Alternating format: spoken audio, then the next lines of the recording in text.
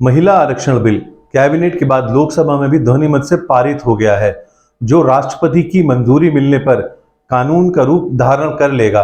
दशकों से चली आ रही आरक्षण की मांग अब बहुत जल्दी परवान चढ़ने जा रही है, जिसको लेकर महिलाओं में खुशी और उत्साह का वातावरण दिखाई पड़ रहा है।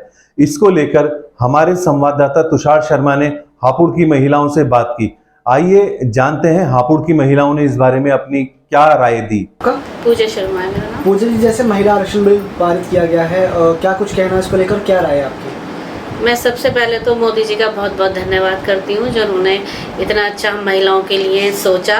वैसे तो उन्होंने जब से 2014 से वो महिलाओं के लिए बहुत कुछ कर रहे हैं, लेकिन ये बिल हमें पारित करवा के तो बहुत ही बड़ा एहसान किया उन्होंने।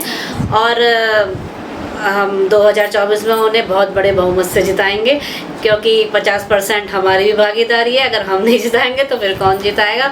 उन्होंने हमारे लिए इतना कुछ सोचा, हम पर विश्वास किया। हमें विधानसभा में और राज्यसभा में, लोकसभा और विधानसभा में 33% आरक्षण देकर हमें और भी आत्मविश्वास बनाया है। हम जो अभी तक फील्ड में काम करते थे, किसी चाह से नहीं करते थे, बस अपना हमें देश सेवा का वो था, अंदर से जज्बा तो करते थे। लेकिन अब हमें एक लाइन दे दी उन्होंने कि अब हम भी विधानसभा और राज्यसभा तक पहुंच सकते हैं। अच्छा, आपको यदि मौका मिला तो आप चुनाव लड़ेंगी? बिल्कुल, क्यों नहीं लड़ेंगे। इतनी मेहनत कर रहे हैं 5-6 साल से इसी फील्ड में, दिन रात एक कर रखा है हमने, तो जरूर लड़ेंगे अगर हमें मौका मिलेगा तो। महिलाओं को बेनिफिट होगा, अपने हक की आवाज़ उठा पाएंगे इस बिल के बाद? क्यों नहीं। पहले भी महिला प्रधानमंत्री मोदी जब से आए हैं तब से आवाज़ उठा रही है, उनकी सुनी जा रही है हर क्षेत्र में। और अब तो बिल्कुल पूर्ण विश्वास है हमें कि पहले महिला बाद में कोई और है। अच्छा, जैसे काफ़ी साल से जो ये बिल पेंडिंग था और अब जाकर मोदी सरकार के कार्यकाल में ये पारित हो गया है, राष्ट्रपति की मंजूरी इसमें भी बाकी रह गई है अभी, तो क्या कुछ कहना है इसको लेकर? इतने दिन से पेंडिंग था ये। देखो, सब समाज जानता है कि कुछ वो तत्व होते हैं जो काम को करने नहीं देते हैं। और बस ये समझ लीजिए हमारे मोदी जी के शुभ हाथों से ही ये काम होना था। तो हर काम को होने का एक समय निश्चित होता है, वो अब हुआ। पर जो हुआ देर से हुआ, भला हुआ, बढ़िया हुआ।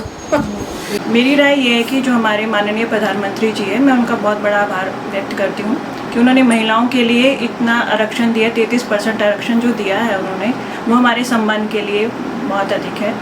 और मैं ये चाहूँगी कि जिस तरह से महिलाएं आज के युग में जितना काम कर रही हैं, उस हिसाब से उन्होंने बहुत अच्छा फैसला लिया है, क्योंकि महिलाओं को आगे बढ़ने का और मौका मिलेगा। अभी तक महिलाएँ अपने अंडर में रहकर ही काम करती थी, अपने एरिया के अंडर में रहकर ही काम करती थी। लेकिन अब जो उन्होंने मौका दिया राज्यसभा में जाने का, अब महिलाओं को वोट लेने का भी और देने का भी, और अपने सम्मान के लिए, अपने हित के लिए, लड़ाई के लिए उनको खड़ा होने का बहुत अच्छा मौका दिया है उन्होंने हमें। तो सुनीता शर्मा। अच्छा, जैसे महिला आरक्षण बिल पारित किया गया, क्या कुछ कहना है इसको लेकर, क्या राय है आपकी? इसमें मेरी राय बहुत अच्छी है कि प्रधानमंत्री मोदी जी जब से आए हैं, योगी जी जब से आए हैं, वो सिर्फ महिलाओं के लिए काम कर रहे हैं, वो अच्छे से। और ना ही वो रात देखते हैं, ना ही वो दिन देखते हैं। वो काम करते हैं, बहुत अच्छे से काम करते हैं। और वो विदेशों भी जाते हैं, तभी भी वो हमारे भारत के लिए ही काम करते हैं। तो ये जो बिल लाकर उन्होंने महिलाओं के लिए बहुत अच्छा किया है। और ये बिल पहले भी पारित होना था, और ये पेंडिंग पड़ा हुआ था कोरोना काल की वजह से। और अब ये इसमें 14 सितंबर को इसका फिर दोबारा से ये उठाया गया है मुद्दा। तो अब ये लोकसभा में तो पारित हो गया है, राज्यसभा में इसका चल रहा है, वो शाम को हो जाएगा। अच्छा, तो यदि आपको भविष्य में मौका मिलता चुनाव लड़ने का, तो आप चुनाव लड़ेंगे? बिल्कुल लड़ूंगी, और लड़ना भी चाहिए। हमें एक बहुत अच्छी फैसिलिटी मिल रही है चुनाव लड़ने की। और हमारी ये जो मोदी जी, योगी जी हैं, ये हमारे लिए बहुत कुछ अच्छा कर रहे हैं महिलाओं के लिए। तो देखो, इतने तो इन्होंने LPG योजना का, उज्ज्वला योजना का काम किया है, और शौचालय बनवाए हैं उन्होंने। उन्होंने अपना ये प्रधानमंत्री योजना में मकान भी दिए हैं, है ना। और उन्होंने सुकन्या योजना में भी बहुत कुछ इन्होंने उसमें खाते खुलवाए हैं, ठीक है।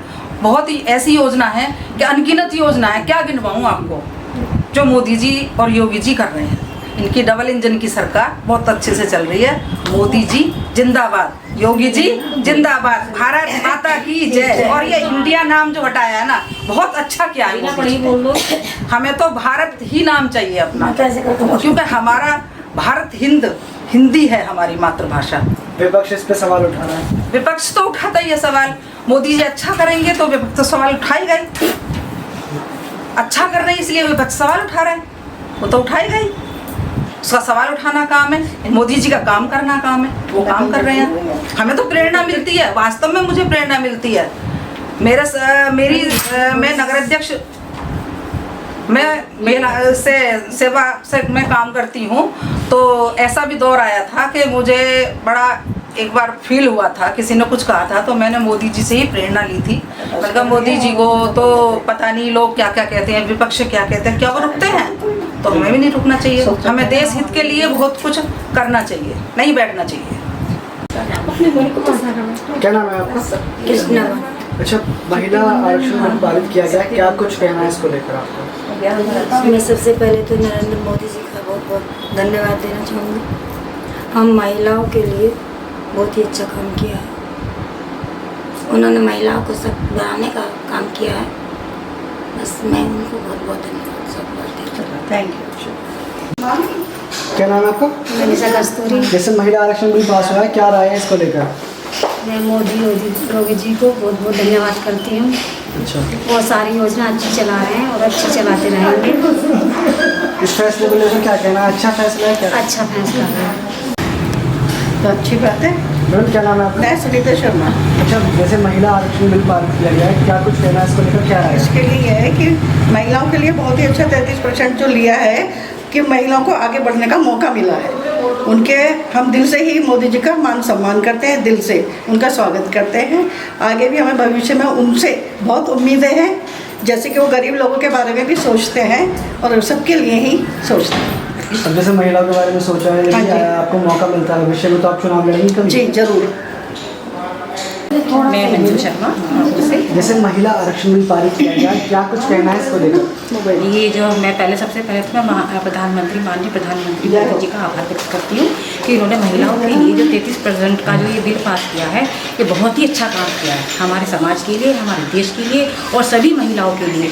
जितनी भी पढ़ी लिखी और जितनी भी मतलब अनपढ़ महिलाएं हैं उनके लिए भी, और जो पढ़ी लिखी महिलाएं हैं उनके लिए भी, और जो पिछड़ा वर्ग है उनके लिए भी, सभी के लिए बहुत अच्छा काम किया। और हमारे माननीय प्रधानमंत्री जी हमारे देश की जो महिलाओं के बारे में इतना सोच रहे हैं, और जब से हमारी सरकार ये मोदी जी की आई है, उन्होंने महिलाओं के लिए बहुत कुछ किया है और इतनी योजनाएं बनाई हैं कि मैं उनके बारे में आपको वर्णन अच्छे से कर भी नहीं सकती। मतलब जितनी योजनाएं उन्होंने बनाई हैं महिलाओं के लिए और कन्याओं के लिए, उनके एजुकेशन की पढ़ाई कैसे लेके और घर के चूल्हे तक के लिए, और आवासीय योजना, मतलब बहुत ही योजनाएं उन्होंने हम लोगों को दी हैं।